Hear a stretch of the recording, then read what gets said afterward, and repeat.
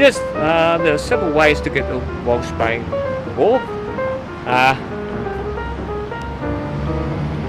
you can see, these steps from Dawes Point near the Harbour Bridge. There are quite a few steps. Got to be fit. Also, you can walk from Circular Quay to get to Walsh Bay. Or if you're lazy, you can get a bus, taxi, whatever.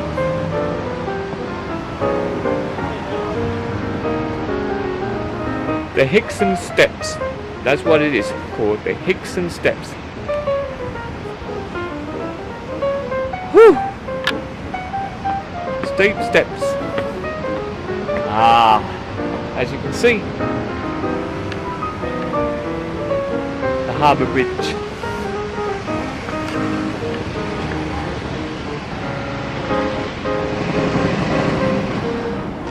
Oh, that was a walk. Those two blokes are running up.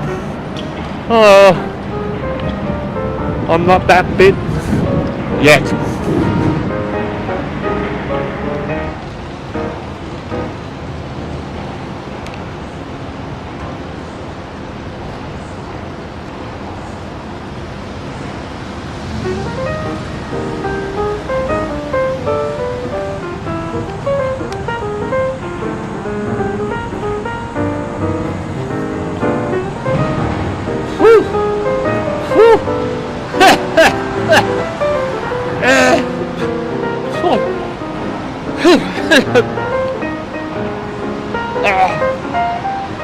Sorry about that, but believe it or not, this is actually a dunny.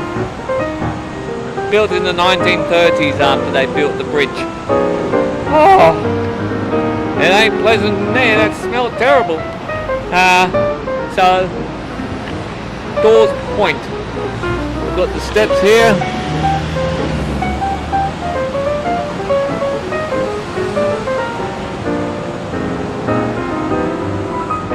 I think those dunnies will be a bit more acceptable. Oh, that was pretty bad. You want to use those ones. Okay, we're now heading into an area called the Rocks. That's right, the Rocks of Sydney Town. The Rocks had a very notorious reputation back in the days of the early settlement. This was where the roughest of the rough, the poorest of the poor, used to hang out and live and die. So we have a warehouse here. The Bond building that's been there since 1912. Got hotel here where all the sailors used to come in when their ships were in town. So the Rocks has a very interesting history. There was a bubonic plague here in the 1890s. So the New South Wales government at the time took drastic measures. They started demolishing houses to contain the plague, and they also used it as a bit of a slum clearance, really. They actually built a fence which divided a plague-affected suburb of the Rocks. So you've got the road there, and the fence there, so people on this side, would go over to the other side. But plague doesn't really respect barriers and borders. So, as you can see, there's a bit of a hub of activity here in the Rocks.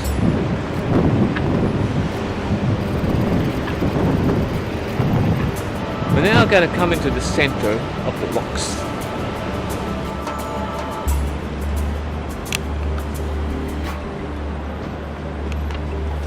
Yes, when I say that the Rocks was a very notorious part of Sydney, it's pretty much very different today.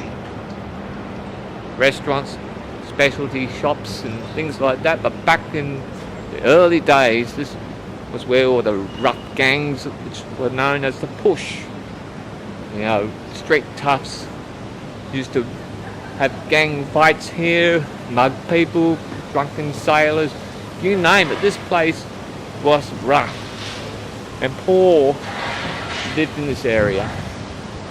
So it was a very different place to what it is now. Yes, the gangs used to battle for supremacy of the rocks. So there'd be regular fights, brawls, you name it. And as it was, the police had a bit of a time coming here.